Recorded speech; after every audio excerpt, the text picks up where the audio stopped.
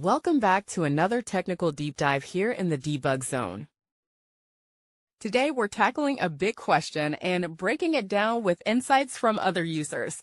Hopefully this clears up some misconceptions and helps you get the answer you need. So buckle up, stay a little curious, and let's jump right in.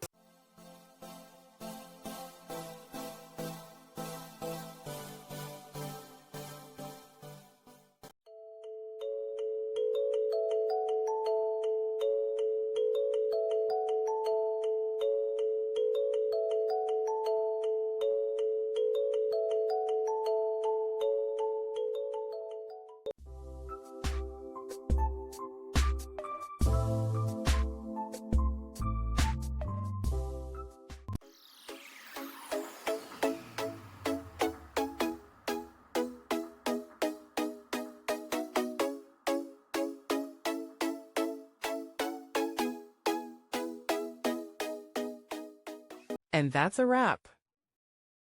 I hope you found the answer you were looking for. If you did, take a second to hit that subscribe button. It really helps out. And let me know in the comments which solution worked best for you. See you next time in the debug zone.